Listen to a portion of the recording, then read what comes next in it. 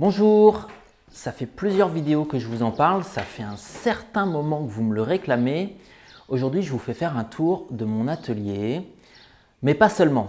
J'estime que pour que vous compreniez bien le décor, l'organisation de l'atelier, il faut que vous compreniez l'envers du décor. Comment est-ce que je m'y prends pour filmer avec mon appareil photo principal ici monté sur sa grue télescopique, avec la GoPro que je vais avoir parfois sur un autre plan, mais qui va me permettre de montrer un détail, une chose que vous voyez jamais, mais juste derrière l'éclairage.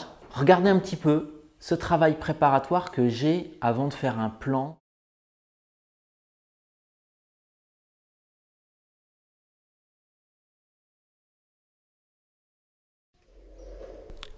La présence du pied de l'appareil photo m'a très longtemps gêné. Depuis un peu plus d'un an, j'ai installé une grue qui me permet d'avoir accès à peu près n'importe quel angle de vue dans la pièce. Ensuite vient le problème de la lumière. J'ai beaucoup de néons au plafond, mais j'ai quand même souvent des gros problèmes de contre-jour liés aux deux entrées naturelles. Je pallie à ça avec d'une part un grand rideau qui va me permettre de diffuser la lumière, d'avoir une impression de boîte à lumière, et un store sur la petite fenêtre. Mais il n'empêche que parfois, pour déboucher une ombre ou des choses comme ça, j'ai besoin d'avoir recours à un éclairage d'appoint. C'est un panneau de LED et il va me permettre de redynamiser un peu les couleurs comme vous pouvez voir ici. En complément de l'appareil photo numérique qui est sur la grue, j'ai une GoPro que je vais fixer au gré de mes envies sur les différents outils et dans différentes orientations.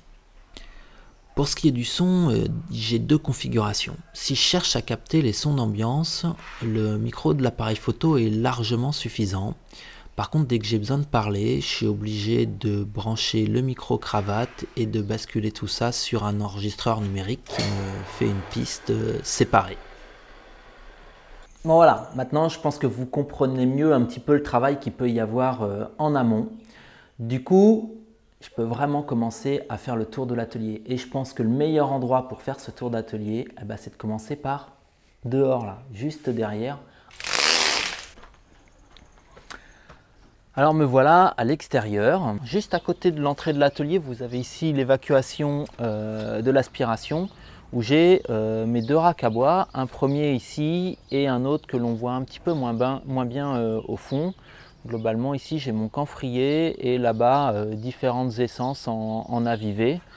Le rack est extrêmement simple, hein. C'est simplement un bon bois dur et un assemblage par enfourchement. Ça tient extrêmement bien et ça va me permettre de stocker mon bois ici, à la fois dans un endroit aéré et à l'abri des grosses intempéries.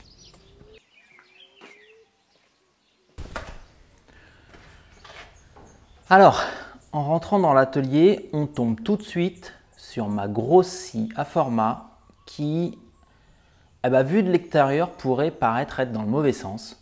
Ça, c'est vraiment une particularité de mon atelier. Vous allez la plupart du temps trouver les scies dans l'autre sens. Cette implantation de machine, elle est un peu particulière, c'est vrai, mais elle est adaptée à ma spécificité, c'est-à-dire mon atelier. Il est dans une zone où j'ai jamais froid. Je suis à La Réunion et cette porte, elle est toujours ouverte. Ce qui fait que mon chariot, il peut sortir par la porte. Donc cette machine, elle est juste devant la porte. Je n'ai pas besoin de prévoir du débattement de la place de chariot devant et derrière la machine. J'ai besoin d'en prévoir que d'un seul côté. Donc ça, c'est 1,50 m de gain de place gagné. J'aurais dû décaler la machine vers l'intérieur si j'avais dû avoir la course complète dans un sens ou dans l'autre. Ensuite, il y a une autre particularité, c'est qu'elle est plutôt à l'envers par rapport à ce qu'on voit d'habitude. D'habitude, on va plutôt voir quelque chose du type on amène un panneau, on le pose sur la scie, on le coupe, on le fait rentrer dans l'atelier. Ça a un côté logique, sauf que ça me forçait à mettre la scie ici, à droite, mais quand même en face de la porte. Et comme la porte, elle n'est pas axée sur le bâtiment, je gardais peu de place avec la machine dans l'autre sens pour tronçonner ici le long de ce guide. Tandis qu'ici, je peux me reculer. J'ai du recul. Et voilà, j'ai de la place au moins d'un côté pour tronçonner. Cette organisation, elle me pénalise par contre, étant donné qu'elle n'est pas vraiment symétrique. C'est si j'ai une très longue planche et que je veux la couper en deux, eh ben, je viens buter de l'autre côté, ici sur le mur. Ouais, c'est tout est une histoire de compromis. Mais pour ça, on a l'électroportatif et on peut toujours s'adapter. Donc voilà, en entrée, la scie à format, la toupie. Ici, ça sera l'occasion de le montrer quand je vous présenterai enfin la toupie. L'entraîneur qui se bascule. Hop. Donc ça fait son petit poids, mais ça se fait vraiment bien à une seule condition, c'est d'avoir rebaissé au maximum là, que les roues soient juste au ras de la table, ce qui fait que le moteur n'est pas loin de l'axe de rotation. Et comme le moteur n'est pas loin de l'axe de rotation, eh ben, vous n'avez pas trop de soucis pour le remonter. Alors, je le fais pivoter un petit peu et je vais profiter qu'il soit en l'air pour pouvoir vous montrer ce qui se passe ici. Alors, cette boîte-là, que j'ai essayé de rendre le plus étanche possible, c'est mon local d'aspiration. Avant, j'avais un aspirateur qui était monté sur un chariot et ces aspirateurs ici avec un filtre en tissu, eh ben, ça rejette quand même beaucoup de poussière dans l'atelier. Donc ici, toutes ces poussières, eh ben, elles sont rejetées vers l'extérieur ici. Mon moteur, il est monté en fixe et j'ai une partie du réseau qui part vers le bas et une autre qui part vers le haut et que vous pouvez voir ici à différents endroits dans l'atelier. C'est un réseau d'aspiration qui est fait en PVC. Alors on sait que le PVC et les poussières, ça ne fait pas forcément bon ménage. Je pense sincèrement que ça tient de la légende urbaine. Je sais que je vais provoquer des commentaires. Quand l'aspiration est en marche par exemple et que je touche, eh ben, c'est jamais sur ces tuyaux de PVC fixes que je vais prendre de l'électricité statique, c'est toujours sur les flexibles que l'on a partout forcément pour connecter aux machines. Ceux que l'on a tous dans l'atelier. C'est vraiment bizarre, hein. Je ne sais pas pourquoi. C'est sur cela que je vais avoir parfois des phénomènes d'électricité statique, mais je ne l'ai pas sur les tuyaux fixes. Je pense que ça vient du fait qu'ils sont systématiquement reliés à la dalle de béton. Enfin bref, je suis très content de mon système d'aspiration, sauf que maintenant l'atelier s'étant un peu agrandi, la dégo elle est un peu loin, c'est parfois un peu faible et j'aimerais bien avoir un moteur un peu plus puissant et pouvoir passer le réseau d'aspiration en diamètre 120. Je gagnerais énormément en débit. Mais bon, ça reste tout à fait gérable comme ça. Il suffit juste de faire attention à ce que mon filtre soit régulièrement nettoyé.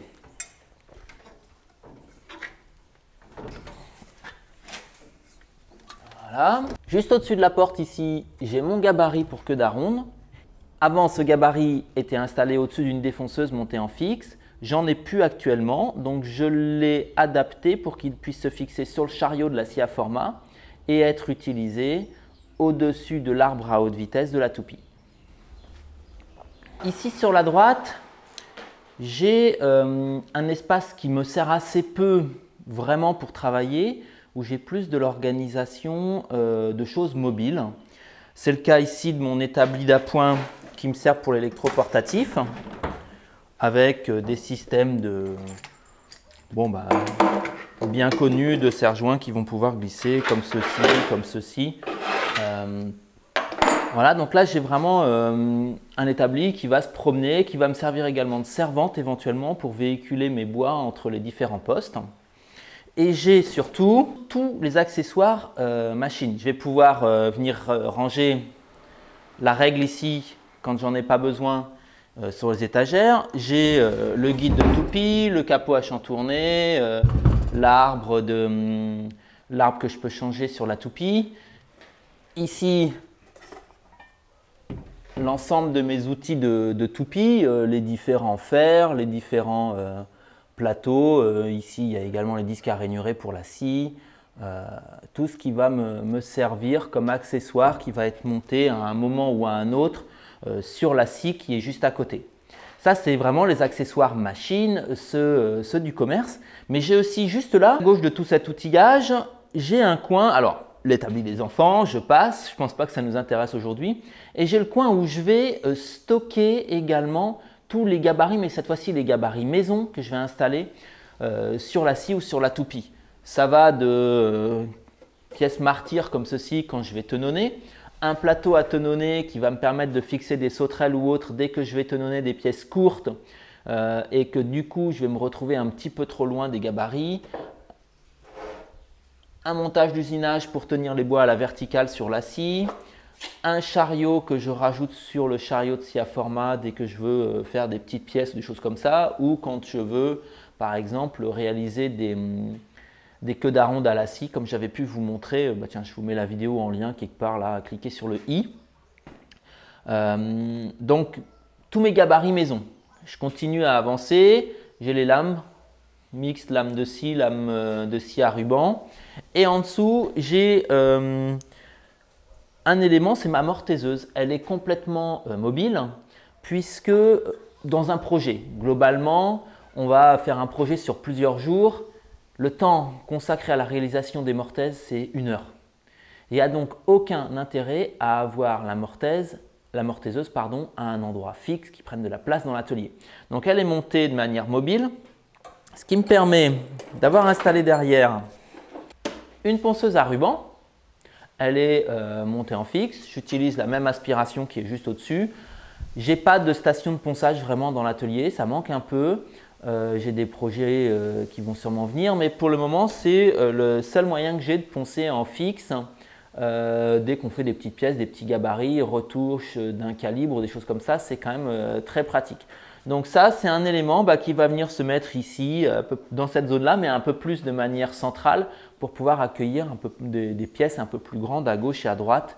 On ne peut pas toujours faire ce que l'on veut. Et les fois où j'ai dû faire des grosses, des mortaises sur des pièces très longues comme pour le portail, j'installe la mortaiseuse au milieu tout simplement. Donc là, c'est vraiment, vraiment important de l'avoir installé, de manière mobile. On a juste à côté la scie à ruban. Je ne vais pas vous la présenter de manière particulière, vous la connaissez. Juste donner quelques petites précisions au niveau de son implantation. J'ai ici toute la place qu'il faut derrière pour déligner en ligne droite. Je ne sais pas, je dois avoir 2,50 m, quelque chose comme ça, bien plus de l'autre côté. Mais je peux être parfois sur une pièce très courbe, comme ceci, gêné parce qu'elle va vouloir venir buter, c'est sûr, sur la mortaiseuse qui est juste derrière, mais éventuellement sur le mur. C'est un peu embêtant parce qu'elle n'est pas du tout prévue pour être déplacée, mais c'est un cas de figure très particulier. Ça a dû m'arriver qu'une seule fois et bon, au pied de biche ou autre, j'arrive à la déplacer, à la mettre un peu plus au milieu. Elle est également reliée à l'aspiration. Il y a un système de vanne ici qui me… Alors, juste à côté de la scie à ruban, j'ai mon stock de serre-joints. J'ai des serre-joints à pompe, des serre-joints un peu plus classiques, des petits serre-joints, des dormants fabrication maison à partir de…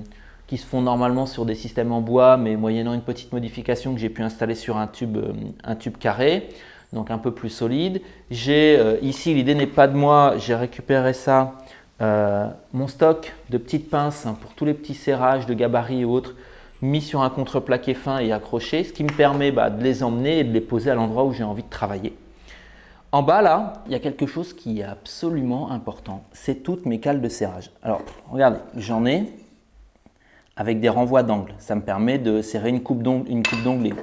Celles-ci aussi peuvent me servir pour serrer une coupe d'onglet. Là, j'ai une baguette un peu dure, bien droite avec du scotch, ce qui va me permettre de serrer un panneau. J'en ai de toutes sortes. J'ai des coins qui vont être également très pratiques pour serrer et qui peuvent permettre de serrer également en utilisant un autre serre-joint le champ d'une pièce. Enfin, il y aurait plein de choses à dire sur cette caverne d'Ali Baba ici qui est mon cajot de cales martyrs pour serrer. Et j'ai pris l'habitude de les conserver. Au départ, j'utilisais simplement ici là en bas mon bac de chute. Et j'avais jamais la bonne dimension, les choses comme ça et tout. Et au final, c'est tellement pratique de savoir qu'au moment où on va faire un serrage, on a tous les serre-joints à portée de main et éventuellement toutes les cales qui vont pouvoir nous servir. Je continue à avancer et j'arrive au niveau de la rabot d'égo. La Rabo Dego, je ne sais pas si vous vous souvenez, elle se situe à l'endroit où j'avais ma perceuse à colonne avant. La perceuse à colonne, elle est maintenant placée ici et j'avais une cloison. Avec 2 machines stationnaires, j'ai dû gagner cet espace ici. Ce n'est pas vraiment un espace qui m'est utile. Il m'est simplement utile pour donner du recul et pour pouvoir approvisionner, que ce soit au niveau de la dégo ou de la raboteuse. J'ai comme ça ici suffisamment de longueur de ce côté-ci et entre la dégo et la scie à ruban. Donc la machine est installée là, elle est branchée sur le réseau d'aspiration, c'est elle la plus éloignée. Enfin, j'ai encore le tour à bois après. Elle est à 13-14 mètres de tuyau de l'aspirateur, c'est un peu limite, même si j'ai cassé tous les coudes dès que c'était possible. Avec un tuyau de sang, c'est un peu limite, mais bon, l'aspiration se passe correctement. Comme pour la scie, à côté de la dégo, j'ai un certain nombre de gabarits, simplement un poussoir, ici un petit gabarit tout bête qui permet de dégauchir des petites baguettes fines sans exposer trop ses doigts. 2-3 trucs toujours installés sur ce système de taquet à 45 degrés.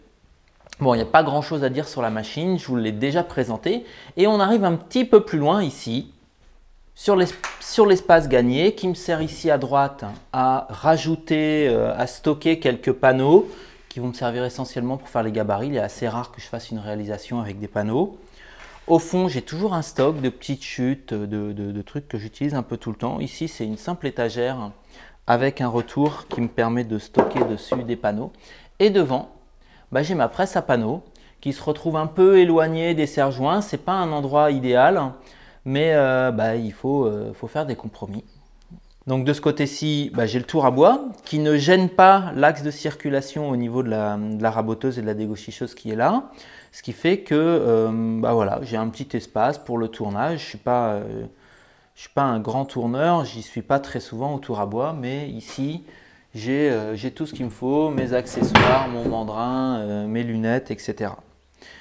Je vous emmène après, désolé, ça va bouger un peu, ça va pas être très joli, mais dans la réserve qui est là derrière, et je vais avoir un petit peu de tout, autant des vélos, du matériel d'escalade, des choses comme ça, que tous mes produits de finition, mes cires, mes différentes poudres, copeaux, teintes, de la quincaillerie, des choses de réserve, des accessoires que j'ai pas pu ranger à côté, des réserves de coulisses, enfin bref, tout ce que l'on a dans un atelier de bricolage et que l'on sait en général pas où ranger. En ressortant de cet espace ici, on retombe sur le cadre que vous connaissez le mieux. C'est celui où je vais avoir mon établi, c'est celui que je filme le plus. Il a été réorganisé ces derniers temps. J'ai déplacé le panneau des outils à main pour qu'il soit facilement accessible ici. Je n'ai laissé présent sur ce panneau que les outils que je veux avoir à portée de main facilement. J'avais dans un premier temps, par exemple, rangé les rabots dans un tiroir, sauf que au final, ils sortent très souvent, donc je vais préférer les avoir là. J'ai gardé par contre ici tout ce qui est matériel pour tracer, etc. Donc j'ai ici à gauche toute une partie de mon outillage qui va me servir. Et j'ai mis en face quelque chose que j'avais avant stocké dans la réserve derrière et c'était toujours pénible d'aller chercher. J'oubliais que j'avais tel ou tel gabarit et je recommençais, je refabriquais le même gabarit. J'y ai mis tous mes gabarits pour l'électroportatif. C'est-à-dire de même que j'ai derrière vous là-bas les gabarits qui vont me servir sur la scie à format, j'ai maintenant ici mes différents gabarits. Un gabarit pour faire des tenons, donc c'est plutôt parfois plus facile de régler vite fait la défonceuse si on en a juste un à faire ou à reprendre quelque chose.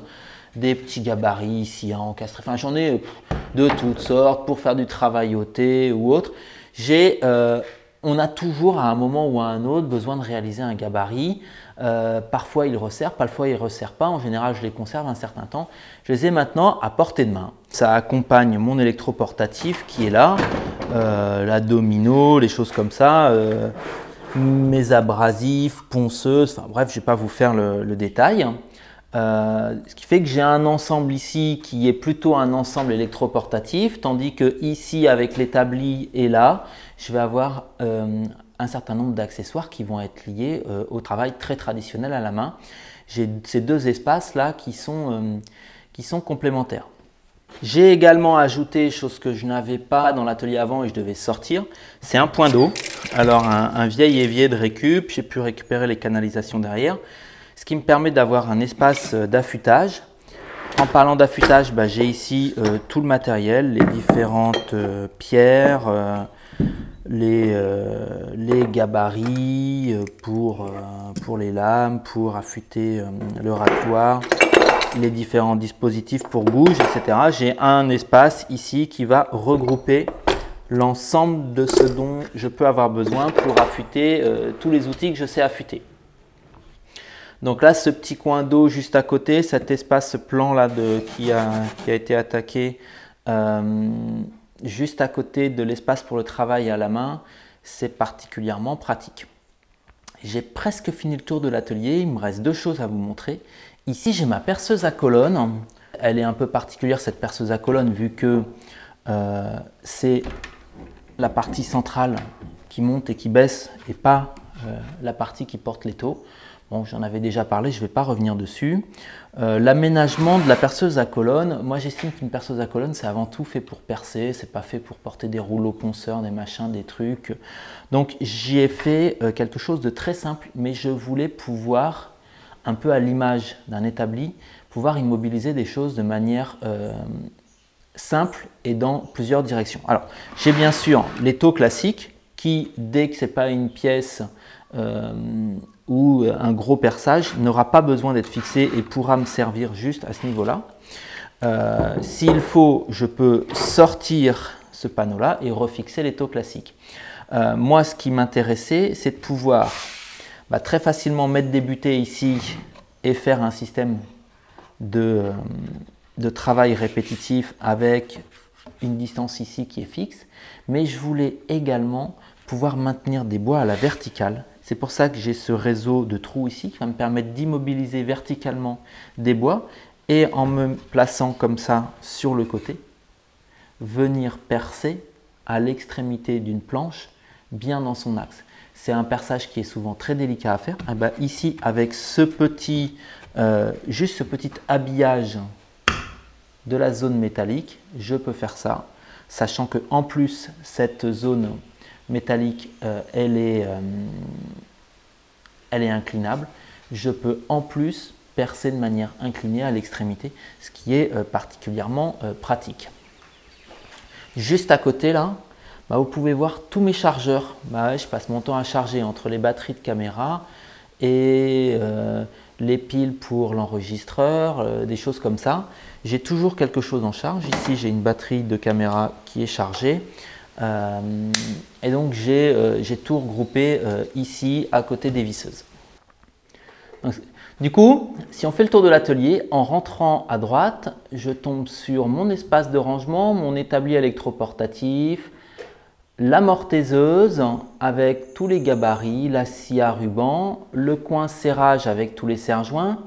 On arrive sur l'adégo rabot, tout le stockage, la petite extension au fond avec le tour à bois, la presse à panneaux. Devant, dans l'espace que je vous montre le plus souvent à droite, la perceuse à colonne. Au fond, vous avez tous les gabarits pour électroportatif. Devant, bien sûr, l'établi. Et à gauche, mon point d'eau avec un peu plus loin tous mes outils à main. La fenêtre que j'ai fermée, vous comprendrez bien pourquoi, pour ne pas être trop à contre-jour. Et ici, que je ne vous ai pas montré, j'ai quand même un petit rack avec toutes mes chutes de bois. Voilà, j'espère vous avoir fait plaisir en faisant ce petit tour de l'atelier. C'est pas simple. Souvent, on a l'impression que l'on passe facilement d'un endroit à un autre, mais au final, je vous perds. J'espère que là, vous avez réussi à avoir les dimensions d'ensemble. Juste une petite remarque qui me vient. L'autre jour, il y a un copain du forum qui débarque et qui me dit « Waouh, ça paraît plus grand en vidéo. » Ouais, c'est pas, je me plains pas de ma place, mais j'ai un petit 60 mètres carrés, ce qui fait que bah voilà, tout rentre, mais il faut s'organiser, il faut commencer à accrocher les choses au mur et on ne peut pas laisser les choses dans le désordre. Voilà pour ce petit tour d'horizon, j'espère que la visite vous a plu. Allez, à bientôt, ciao.